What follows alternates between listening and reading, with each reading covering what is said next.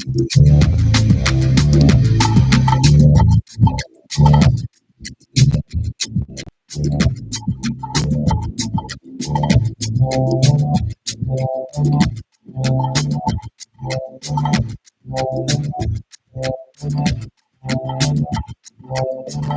Property Maintenance Board, Thursday, August 1st, 2024, will be called to order. Do we have a roll call?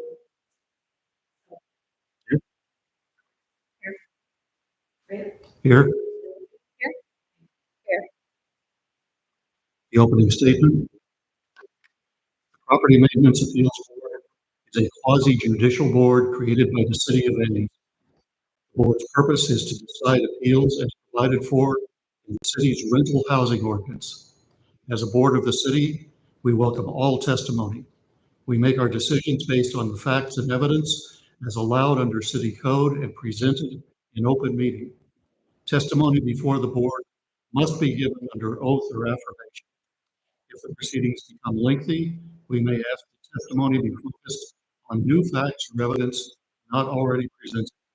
When you are testifying, please address your remarks to the board.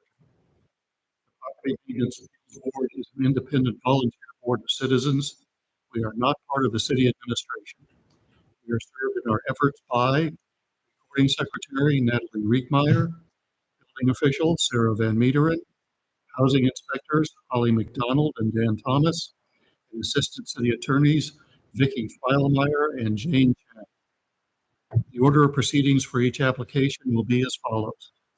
First, oral statement summarizing the issues and procedural steps will be presented by the staff. Second, testimony and evidence will be presented by the applicant. Third, testimony may be heard from any members of the audience who wish to speak in support of or in opposition to the appeal. Next, the board will give the staff and the applicant an opportunity to present concluding summaries and arguments. And finally, the board will discuss the issues and evidence and come to a decision.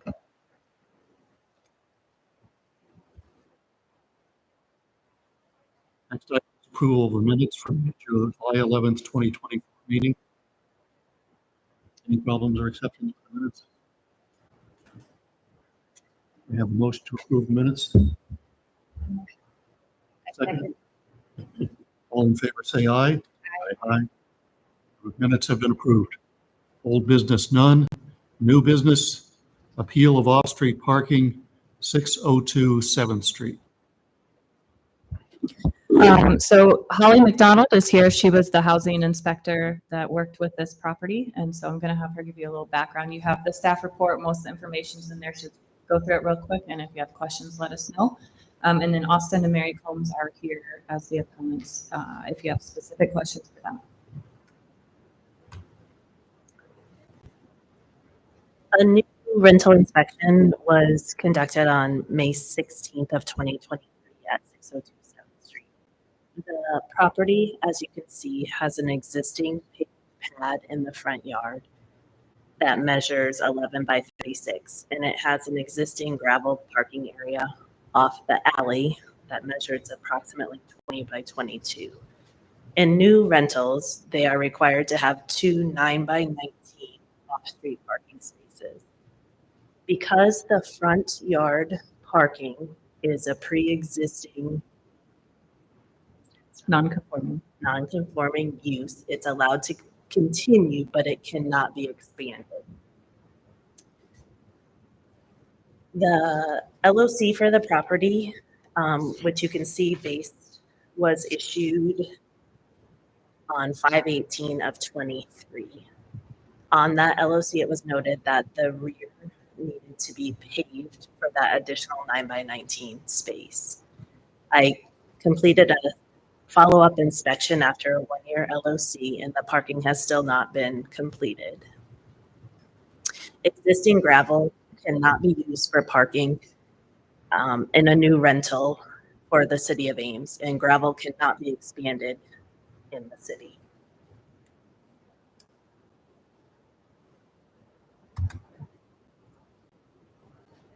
So in the packet, it tells you about the required off-street parking, 134065. and then the materials and the size, 134066. The appellant filed an appeal saying strict compliance with the code is impracticable, not reasonable, that they would propose an alternate method to meet the intentions of the code, and they need additional time to complete the work. The proposed alternate method of expanding the driveway in the front yard is prohibited by the zoning code because it would enlarge the non-conforming driveway. Many rentals have been required to add paving off a gravel alley and have done so without an issue. You have alternatives. You can, as a board, deny the appeal, finding that would not be impracticable or unreasonable to pave an off-street parking space. And it would require one paved off-street space in order to obtain the new LOC.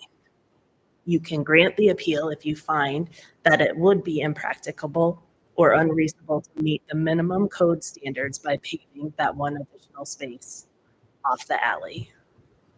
Or you can authorize a time extension for the installation of the off-street parking space. The board cannot waive the requirements. They must find the installation of the additional parking space would be impracticable or unreasonable.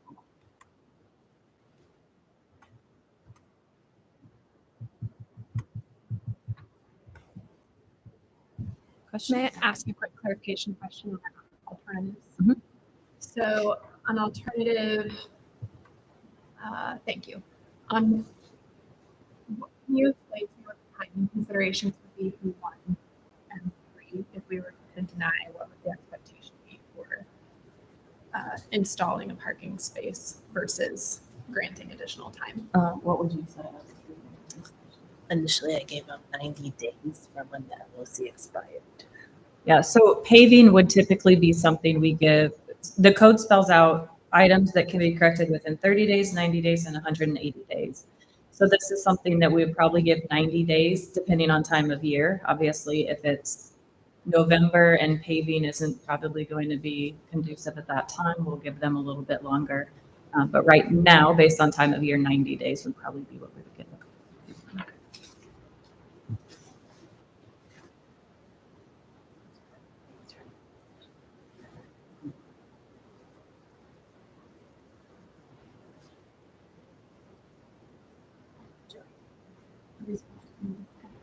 Any other questions, or you want? Yeah. No, so I think we, Ask, their statements. yeah. That's right. Go ahead, it's all yours. Yeah. Yes, please. Hi, I'm Mary Combs. I just want to back up just a second for you. So we purchased this house in December of 2022. I'm from Nevada, so we come back to Iowa a lot, maybe like 2-3 times a year. This is my husband, Allison. We just wanted a house for us to stay in when we came back, and then in order to afford that, we thought we'd rent it out as a short-term rental.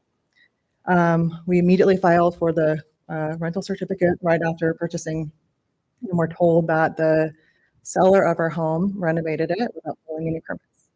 The City of Ames told us at that time that we would need to expose the drywall on every exterior wall of the home and one side of every interior wall. So you can imagine we were pretty devastated at that time because we couldn't afford to just completely rip apart our new home. So we reached out to contractors, several of them, to get bids on what this was going to cost. And all of the contractors we spoke to, many of which are large rental owners and Ames, said that our mistake was not buying from a seller who didn't permit the house. Our mistake was going through the City of Ames for compliance.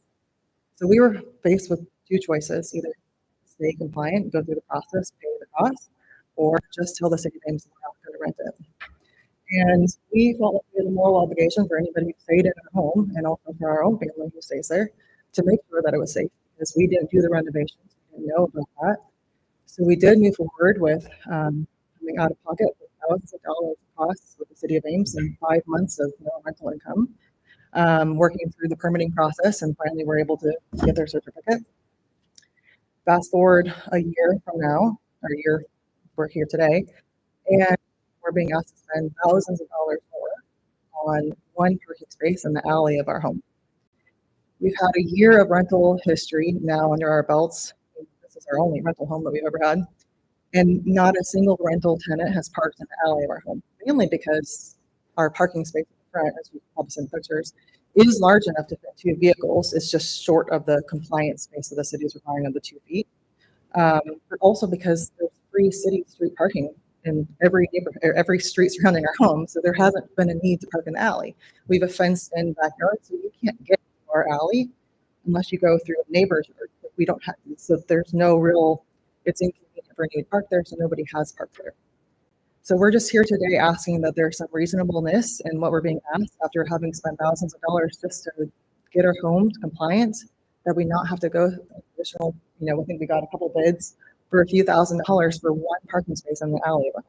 So we are totally happy with expanding the front to 2 to add, so it's technically code compliant. But we just feel like it's unreasonable to come out of pocket again on this home. So you're asking for either you accept our alternative or just deny the need for additional space. The alternative is not an option according to the code. Right. Well, our own driveway wasn't an option at first, and it got grandfathered in. So I feel like there is some room, apparently, with the city that things can be accepted, alternatives can be accepted. Our driveway, again, part of the renovation that our seller did is he added a garage, he added a driveway, none of which was permanent. But that's what you've told us, that they cannot actually add 2 feet to their driveway, correct? That's correct. So the driveway requirements changed in the last couple of years. We went through a study of the whole city to determine how many non-compliant driveways there were with front yard parking. And we asked the city council how to move forward. They chose to grandfather existing non-conforming front yard parking and then set new standards for parking moving forward. So this was one, I think that was one of the reasons we initially noted it too, is because we didn't know what was going to happen with that code. And we didn't want them to have to tear something out if we were going to grandfather it. So we noted it. And then in that time, the code did allow that to continue. It's just not deep enough according to the rental code and the zoning code for 2 vehicles.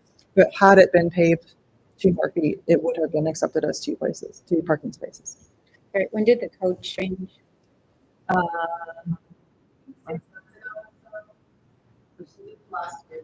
Okay. So they already own the property and this was already in progress when the code changed. And what was the code before? So the code would have prohibited that as a driveway. A driveway needed to lead to a parking space, an approved parking space beyond the front yard. Right. So the kind of like curves that you see on people's properties going maybe just to the line of the garage were not legal at that time because they didn't extend beyond. So this one, since it went to the front of the house, there's no room to extend beyond based on the property line. That would have been an illegal driveway. And as Mary was saying, was poured as part of the renovation from the previous owner. Mhm. No, but it's 2 feet short of compliance for 2 vehicles. Correct. There's an interesting question. We took this up a couple of years ago in a similar case. It is not possible to pour 2 more feet onto the driveway. Correct. Apparently that is contrary to code. Correct. What's the reasoning for that? So the zoning code does not allow you to expand any non-conforming uses. So it says, let's take a setback, for example. Let's say you have a garage and the setback is supposed to be 3 feet, but it's only 2 feet from the property line. The code wouldn't allow you to expand that garage because it's not compliant. In this case, you can't expand the driveway because it was never compliant. It's illegally non-conforming. We chose to grandfather them in because there were hundreds of them. We looked at aerial views across the city and there were hundreds, and there was no way we were going to go back on them. So council said, these can be maintained and kept, they just can't be expanded. So to get to full compliance as the code requires, their solution then has nothing to do with the front of the house. It would only be to pave this area directly in front of the garage off the alleyway. Would that be Correct. Also because our garage isn't, it's like short, I forget the footage of the garage, but it's like almost a parking space, but it doesn't quite meet the 9 by 19. prep for the meeting, I think I read something about the actual alley gravel and wanting to then change this to a different material. Does the city maintain the alley or the homeowners? The city. Okay. So if the city has gravel, I don't quite understand this as a homeowner, how a homeowner would be expected to have a different material than that. Yeah, so the zoning code would prohibit new gravel parking spaces from being added anywhere in town or expanding existing gravel parking spaces regardless of how you get to that space. So there are several gravel alleys still in town. And I think your attachment D shows another street. It was Wood Street, where we've had several of the same examples. And we took pictures all the way down the street of parking, paved parking off of the gravel alley. There's been instances where people have built new properties off of a gravel alley, and they actually end up having to pave part of the alleyway because they need backup room. So I think there's one on the Washington, behind Washington. You'll actually go down the alley, and maybe even here, there's spots where you go down the alley and it's gravel, and then all of a sudden it's pavement, and then it's gravel again. Yeah, I think so. Maybe just to clarify, so we're not adding additional gravel, right? It's already there. That parking space is already there. We're not adding or expanding our additional gravel space. And then the two concrete companies that we've reached out to have said that over time, because the alley is not paved, that will erode. So we'd have to repave it eventually. And so that's kind of where we feel like it's unreasonable for the city to pave this spot that's not used when it's going to knowingly be deteriorating. I don't know. There seems to be a difference of opinion here. The city contends that that's not a problem. Is that correct? Erosion of the paved surface by gravel? We're saying based on what we've seen in other places, parking has not eroded. I don't know what the time frame of gravel areas onto alleyways eroding, or even a newly paved driveway, depending on how you use it. We have to maintain those two. So my driveway at home has little cracks in it and is crumbling in some places and would need repair. But I think that's just something that happens with concrete. I can't put a time frame on it though. And so it's illegal for someone to park on their own property in gravel outside there? Okay, so it's illegal to have your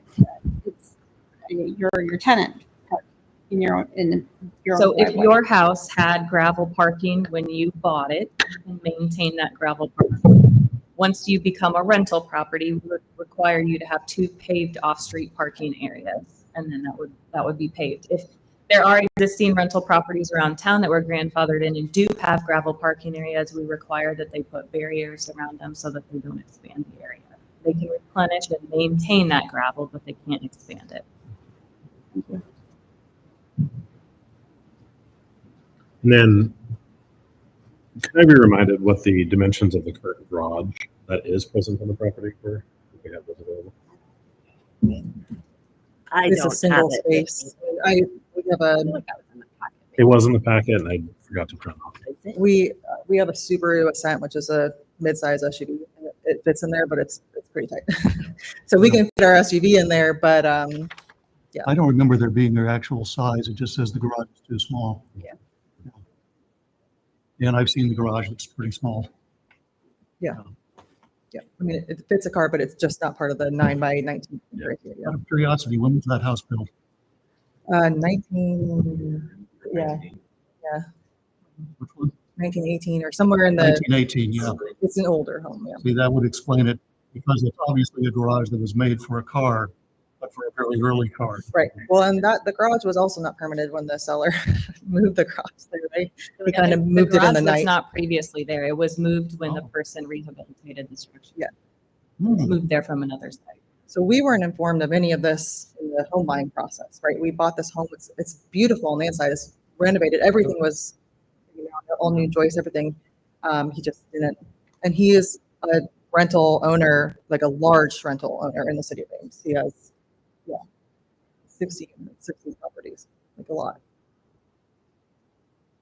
But again, I think it's just part of the kind of the underground world that we talk through on the contractor side, that it's just, they just don't go through the compliance part. I will say to that point, I mean, it's disheartening when people are not transparent with you, wherever that is in the process. Turning something into a rental property, though, is a business, and that comes with responsibility to Right. Sure. ensure you're following Yeah. the process, and the code is part of that process. So, I mean, some of this, putting money into your business would be a normal expectation for a business owner. And I kind of view this as comparable. No, I don't disagree. That's why we moved No. forward with the compliance. We didn't feel comfortable renting a home out where we didn't know what the electricity situation was. We didn't know any of that. And so that's why we moved forward. We totally agree with you. We just feel like today with the parking space, that's another level of just unreasonableness, given the gravel alley, given that we have the longer parking in the front, the free city street parking. And again, this is a short-term rental. So we have rentals, I think our average is like 1.7 rentals a month. Like, we don't have a whole lot of people staying there. So it's not like we have people that live there every day parking in the street. It's just, we don't have a whole lot of business. Would the city be open to creating a variance on the front driveway, which is 2 feet short? We don't have that ability to create a variance. So again, I think in the packet it said you don't have the ability as a board to just waive the code requirement. You can't just say, oh, in this situation, we are going to let you not have 2 parking spaces. You have to find that, as Mary's saying, she thinks it's unreasonable to require that. You would have to find that it is unreasonable and impracticable, which means that it really can't be done, or unreasonable to add that additional parking space. This is going to sound foundational, but is there a standard definition for impracticable? Yeah. Yes. The lovely attorney just emailed it. That's I'm like, wondering what our bar should be as we debate this. So, and it is, our code does say impracticable. Okay, so a fact or circumstance that excuses a party from performing an act, especially a contractual duty, because, though possible, it would cause extreme and unreasonable difficulty.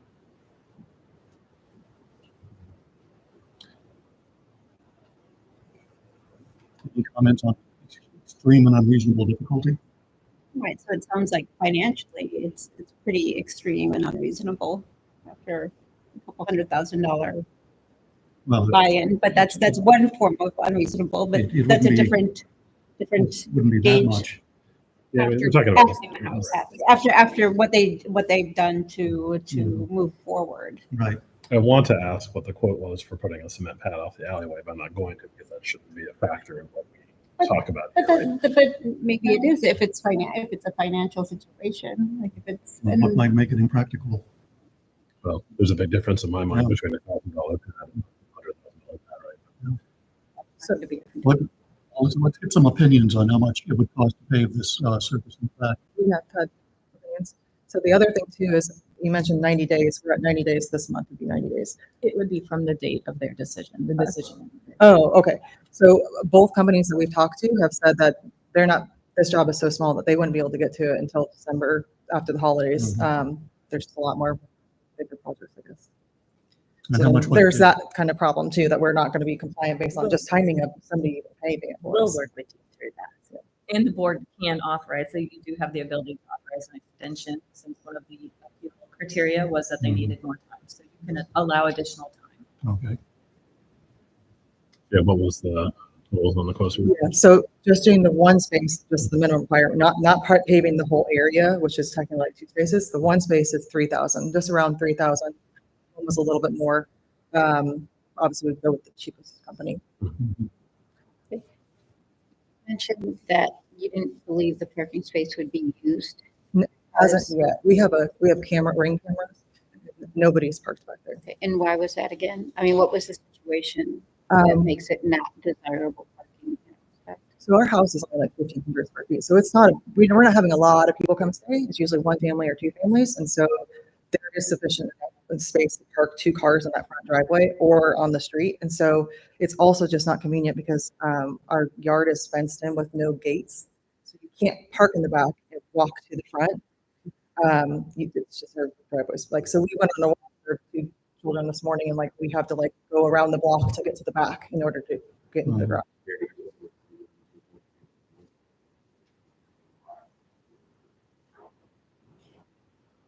Yeah. I mean, So if you were to pave it just to be compliant, no one would probably still no one has used use it for the year that we've rented it. Yeah. Is there there's nothing that keeps somebody from parking 2 cars in that driveway regardless of whether they pave that or not? Like, so they pave it. Yeah, if 2 cars fit, that's fine. We wouldn't want them to hang over the sidewalk because then they might get a ticket. But Right. if they, Sure. if they can fit, they can certainly park there. It just doesn't meet the Right. code dimension. So realistically, we're going driveway first, then people are going to overflow to the street. And then Right. literally every spot in the city of Ames is full, then they'll go to the Then they'll event. go, right. If you did pave it, you might want to spend a little extra, put a gate in the fence.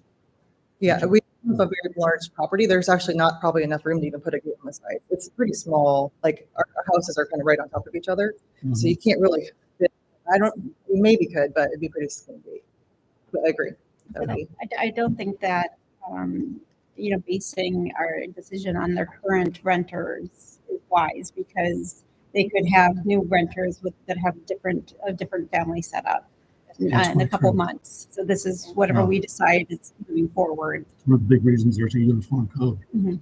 which is what we're dealing Right. with here. However unfair it may seem, circumstances change.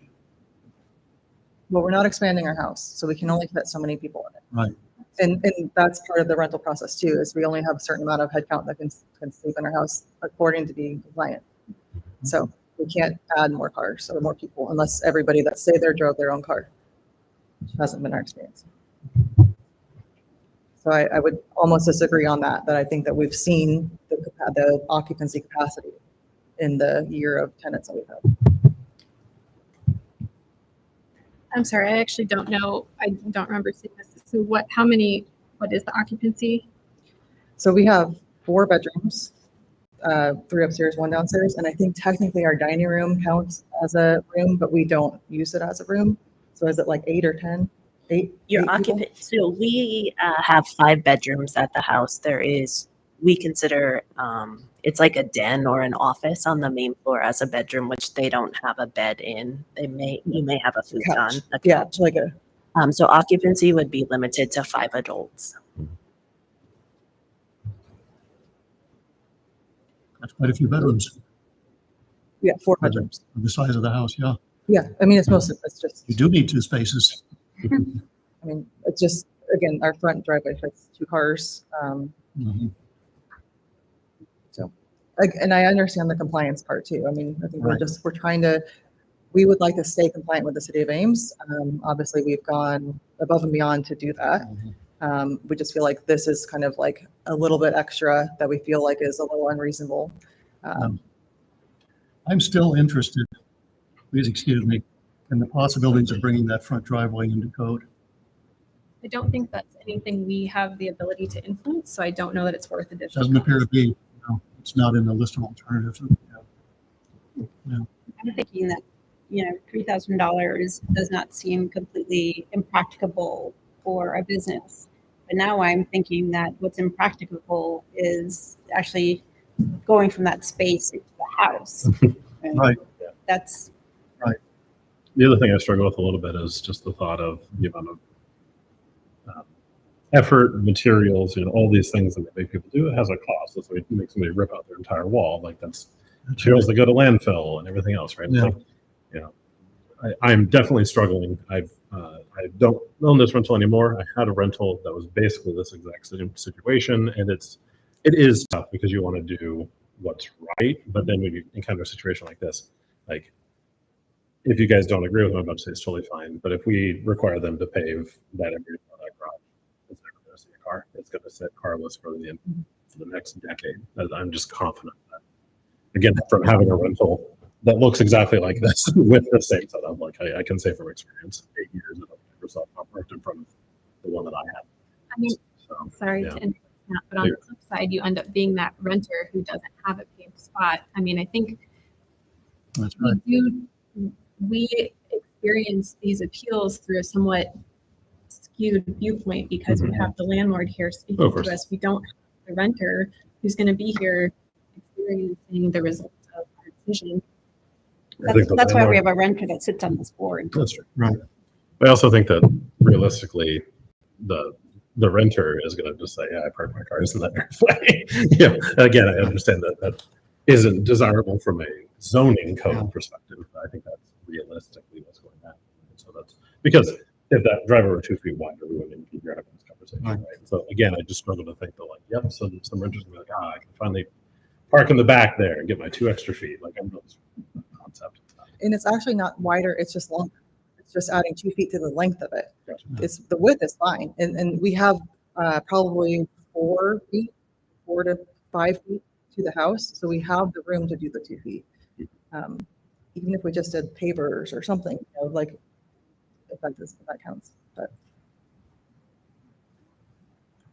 It does need to be said on-street parking, of course, but it's Sure. too variable. Sure. It can't be counted on. So we have the driveway in the front of the house. We have this patch in the back of the house with a fence with no gate. no gate to get to the front yet. Now, And I think just like we talked to the companies and we're happy to bring quotes or whatever. they don't think they gave us a time frame of erosion. No. But like, that's the other thing that I think is a little bit hard to wrap your head around. Is like this is going to be something that we're going to have to repave again. I think your issue with repaving comes from unless you pave all of the area, like you were saying there's 2 spaces. If you only pave half of that, you're Yeah. more likely to have erosion than if you yourself were to pave, all of it, and then it was just the gravel from the alley at the edge. Yes. Would be a different story than you paving one space and gravel on the other side of it. It'll also bring down less slow if nobody's actually parking there because Right. you don't do the transition from the rock into the- Yes. onto the concrete. from my experience, I don't see erosion as a problem, but use of the space, paying for paving it and having it basically be unusable, that's a problem. And I guess that's why we're here. Not saying we don't want to be compliant. We're just saying that like to find it unreasonable to add this additional space that Right. in our experience hasn't been used. We don't anticipate it being used. We're not expanding our home. I think that's just what we're asking today. And we have a driveway in the front that's 2 feet short of compliance. Mhm. It's almost compliant. And this, if we make it compliant, may never be used. Is that where we are? No, that's where all of us are. That's why I think a majority of us. Well, that's why I'm going to drop out at this point and let you. Go ahead. I just That's what I'm seeing. I suspect I'm the lone holder. And I will say, to be quite frank, I don't view this as a significant issue. I guess I'm more grappling with, once again, like, what is our responsibility here as a board? And it's not to decide if the code as written does or does not make sense. It's if there's something in this unique situation that should require us to allow them to deviate from the code. And I appreciate that we don't think anyone's going to use that spot, that it's current setup not going to get used. Like, it could get changed. Someone could put a gate, it could be accessible. Someone could if take the someone fence down. wanted to. So, No, it it could be accessible. I It's not don't know far. if that to me makes it impracticable Mhm. for the spot to get used. Okay.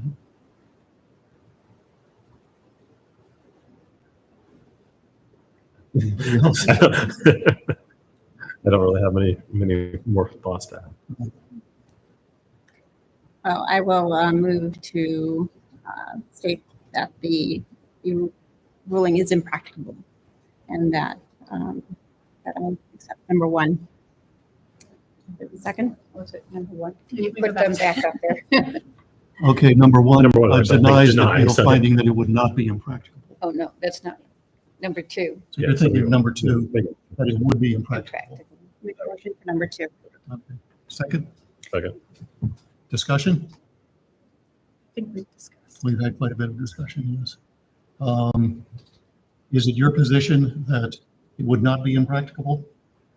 Yes. I'm kind of leaning both ways, to be honest. There are reasons it would be impracticable, also reasons it could be made practicable.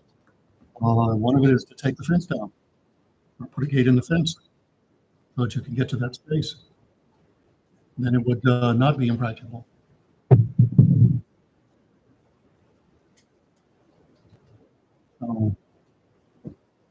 At this point, what do we have? Just a vote. You have a motion and a second, you need to have a vote. All those in favor of the resolution in front of us, that number 2 is applying, and it would be impracticable, say aye. I, Okay, so we have 3. You have to allow both sides of the story to vote. Nay, excuse me, nay. Okay, So the appeal. I'm still making up my mind. I'll go with Kristen on this. I don't think it is impractical. Sorry, It's So you still made 3-2. you just voted. You had a motion and a second to approve number 2, which means you're granting the appeal. You found that it was impracticable and unreasonable to require the space. That's right. You all voted and you had 4 approving that decision and 1 denying that decision. I think he's saying He's- he didn't vote. he didn't vote. It made us sound like I voted. I'm sorry. Oh, It's still 3-2, so the resolution passes. Is that correct? but we need to know your decision for the records. My decision is it would not be. So you're a nay. No, that's a nay. Okay. So it's still 3-2 and the resolution passes.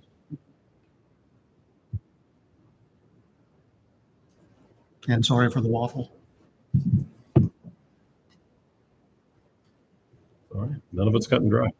Oh, I don't know. Thank You you. win. Thank you so much. I Yeah. really appreciate it. Thank you. you really got this. Okay, any more comments? Are we moving to 8? Or are you asking? We're moving to 8, board of staff comments. No more comments? I declare without objection, the meeting adjourned. Do we have to motion? Okay. I A motion. motion for adjournment. I motion that the meeting be adjourned. I second it. All those in favor say aye. Aye. Aye. No one opposed. It's adjourned.